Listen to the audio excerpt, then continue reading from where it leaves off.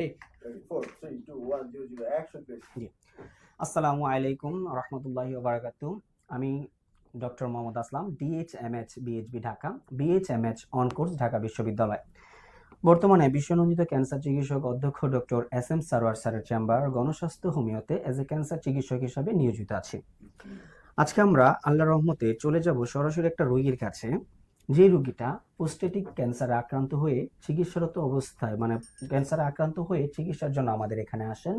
আল্লাহর রহমতে আমাদের এখান থেকে চিকিৎসা নিয়ে বর্তমানে রোগীটা সম্পূর্ণরূপে সুস্থ আছে। তারই হিস্টোরিটা, তারই গল্পটা আজকে আমরা শুনবো। চলুন চলে যাই আমরা সরাসরি রোগীর কাছে।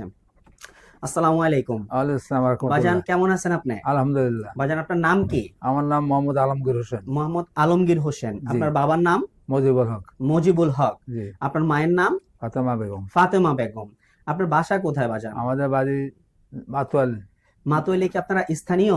না, স্থানীয় না, আমার বাইরে এখন বাড়ি করছে আসা। মাতোয়ালে এসে বাড়ি করছেন? জি। মাতোয়াল কোন কোন এলাকাতে, বা কিভাবে আমরা আপনাকে চিনতে পারি? মাতোয়াল দক্ষিণ পাড়া মুসলিমনগর 0 পয়েন্ট। মাতোয়াল দক্ষিণ পাড়া মুসলিমনগর 0 পয়েন্ট। জি। ওইখানে গিয়ে কি বললে আপনাকে চেনা যাবে? আপনার আমার নাম বললেই হবে, আলমগীর সাহেব বাসা কোথায়? আলমগীর সাহেবের বাসা কোথায়? ভোলাবাড়ি। আচ্ছা বাজান, আপনার বর্তমান বয়স কত চলতেছে? 70 চলতেছে। আচ্ছা, আপনি কি করেন বর্তমানে? কিছুই না, বেকার। বর্তমানে বাসা অবসরপ্রাপ্ত হিসাবে আছেন? জি জি। উনি কি হয় আপনার? আমার ছেলে। আপনার ছেলে। ভাইজান, আপনার নাম? আমার নাম মোহাম্মদ নাজমুল হাসান উজ্জ্বল। মোহাম্মদ নাজমুল হাসান উজ্জ্বল। ভাইয়া, কোথায় জবে আছেন? আমি একটা ব্যাংকে কর্মরত আছি আর কি। হ্যাঁ, একটা ব্যাংক, বেসরকারি ব্যাংকে। বেসরকারি ব্যাংকে কর্মরত আছেন। আচ্ছা, তো আপনার বাবার বিষয়ে আমার মনে হয় আপনি খুব ভালো কথা বলতে পারবেন। আপনার বাবার বিষয়টাতে, উনি বয়স্ক মানুষ, আমি এতটা না করি, আমি আপনার সাথে সরাসরি কথা বলতেছি। আপনার বাবা সর্বপ্রথম কি সমস্যা হয়েছিল ভাই?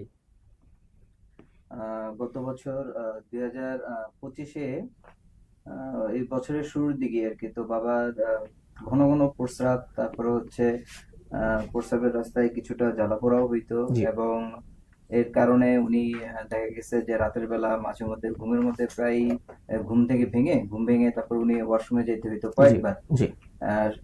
এট দ্য সেম টাইম ওনার স্বাস্থ্যের যে বর্তমান কন্ডিশন, ঠিক আছে, আস্তে আস্তে ধীরে ধীরে স্বাস্থ্যটা একটু কমতে শুরু করলো, ওজন হ্রাস হইতে শুরু করলো, খাবারে কিছুটা অরুচি ছিল।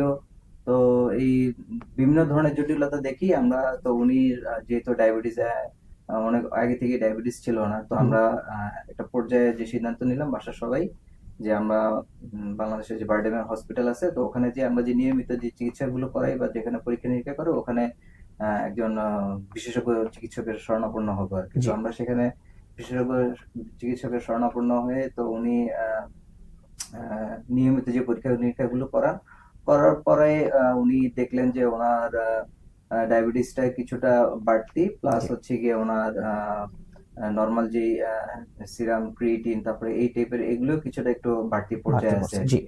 তো উনি ওনার নিয়মিত কিছু পরীক্ষার পাশাপাশি উনি বাড়তি কিছু পরীক্ষা দিলেন, ওগুলো আমরা করানোর পরে আমরা ওনাকে দেখানোর পরে উনি তখনও ওনার যে সার্টিফাইড যে রোগটা হয়েছে তখন উনি আইডেন্টিফিকেশন করতে পারেন নাই।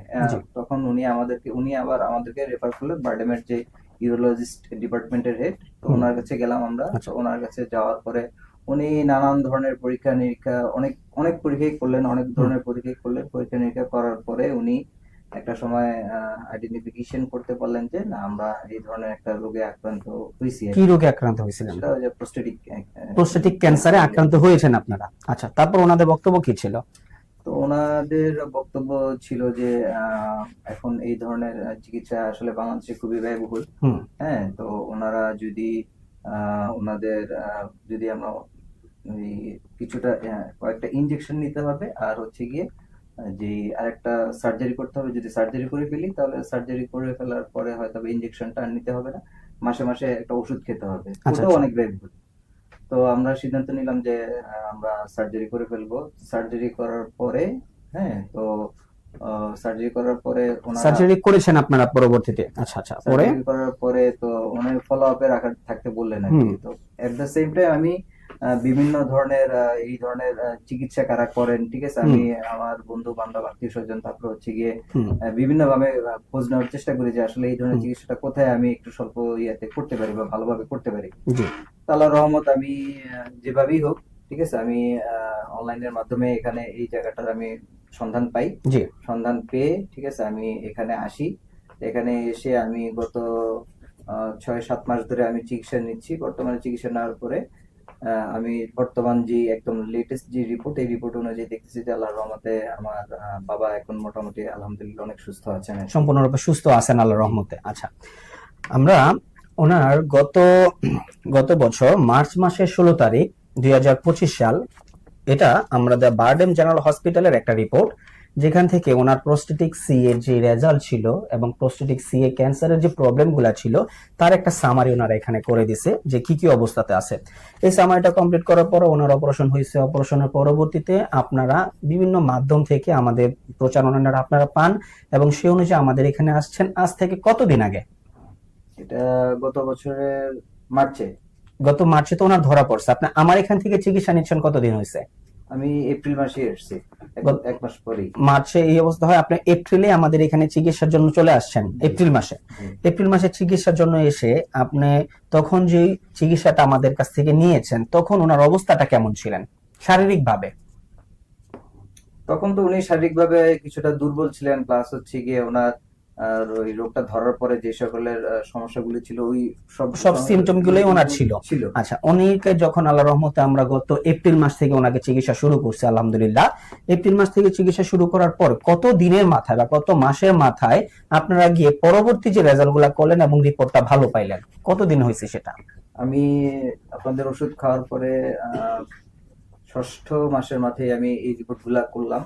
আলহামদুলিল্লাহ এই রিপোর্ট গুলা এখন সম্পূর্ণ, মানে আমরা পঞ্চম মাস শেষ করে 6ষ্ঠ মাসের মাথায় আপনাদেরকে পরীক্ষাগুলো বলছি। আমরা সমস্ত রোগীদেরকে বলি যে আমরা 4 মাস ট্রিটমেন্ট চালায়া আল্লাহর রহমতে পরীক্ষাগুলো করব এবং আলহামদুলিল্লাহ আশা রাখি যে আল্লাহ যদি চায় পরীক্ষার রিপোর্টগুলো সম্পূর্ণ নেগেটিভ আসবে। অনেক রোগীর ক্ষেত্রে সেটা 2 মাসেও ঘটে, অনেক রোগীর ক্ষেত্রে সেটা 5 মাস 6 মাসও প্রয়োজন হয়। তো 6 মাসের মাথায় ওনারা যে রিপোর্টগুলো করছে, আমি সেই রিপোর্টগুলো আমি আপনাদেরকে একটু বলি। রিপোর্টগুলোতে আলহামদুলিল্লাহ আল্লাহর রহমতে উনি বর্তমানে সম্পূর্ণরূপে ওনার যে ক্যান্সারিয়াস প্রবলেমটা ছিল সেই প্রবলেমটা এখন বর্তমানে নাই। উনি মানসিকভাবে এবং শারীরিকভাবে সম্পূর্ণরূপে আলহামদুলিল্লাহ আল্লাহর রহমতে ভালো আছেন। চলুন রোগীর মুখ থেকে একটু শুনে আছি উনি মানসিকভাবে এবং শারীরিকভাবে বর্তমানে কি অবস্থা আছেন। বাজান, আমি আপনার কাছে আবার একটু আসলাম। আপনি আলহামদুলিল্লাহ আল্লাহর রহমতে আমাদের চিকিৎসায় এখন সম্পূর্ণরূপে সুস্থ মনে করতেছেন নিজেকে? আলহামদুলিল্লাহ আল্লাহর রহমত। সম্পূর্ণরূপে আল্লাহর রহমতে সুস্থ মনে করছেন? আপনার বর্তমানে শারীরিক বা মানসিক কোনো সমস্যা আছে কি? না, এখন আলহামদুলিল্লাহ কোনো সমস্যা নেই, সব দিক দিয়ে ভালো। ঘুম, খাওয়া দাওয়া যা আছে সব আলহামদুলিল্লাহ ভালো। আমাদের চিকিৎসা ব্যবস্থায় আমাদের এখানে আল্লাহর রহমতে স্যারের পক্ষে বা স্যারের বিষয়ে আমাদের চিকিৎসা ব্যবস্থার বিষয়ে বাজান আপনি যদি কিছু বলেন জাতির উদ্দেশ্যে, জাতি শুনুক যে আসলে আপনি কি অবস্থা ছিলেন, কেমন আছেন, এই একটা বিষয়। আসলে চিকিৎসাটা কিছু লোকের না ব্যয়বহুল, কিছুর জন্য নরমাল। যাদের আর্থিক অবস্থা ভালো আছে এদের তো আমার সমস্যা না। আর যে চিকিৎসাটা যখন এখন বর্তমান হয়েছে বাজার হিসেবে ততটা ব্যয়বহুল না, জি, কিন্তু রোগটা কঠিন। আল্লাহ যদি সহায়তা করে চিকিৎসা এই টাকা এটা এত ব্যয়বহুল না, এটা মোটামুটি নরমালি। আর উনিও ভালো মনের মানুষ, ডাক্তার সাহেব, আমি ওনার শ্রদ্ধা করি। ওনার চিকিৎসা, ওনার কর্মকর্তা বা ওনার এখানে সার্ভিস অত্যাধিক ভালো।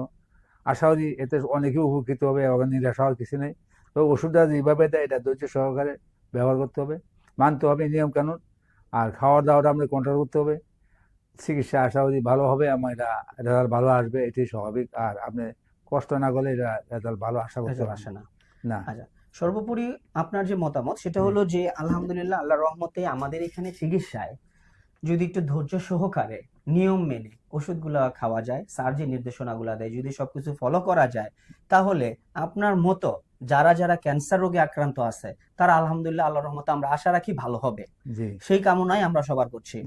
আমরা আজকে মোহাম্মদ আলমগীর হোসেন স্যারের দীর্ঘায়ু কামনা করছি এবং ওনাকে যাতে আল্লাহ তাআলা এখন যেমন ক্যান্সারটা নেগেটিভ আসছে, আল্লাহ যে কয়দিন হায়াতে বাঁচায় রাখে উনি যাতে সুস্থ সুন্দরভাবে বেঁচে থাকতে পারে সেই কামনায় আজকে আমরা আমাদের এই অনুষ্ঠান শেষ করছি। ধন্যবাদ সবাইকে। আসসালামু আলাইকুম ওয়া রাহমাতুল্লাহি ওয়া বারাকাতুহু। সবাইকে ধন্যবাদ। আসসালামু আলাইকুম ওয়া রাহমাতুল্লাহি ওয়া বারাকাতুহু। আসসালাম।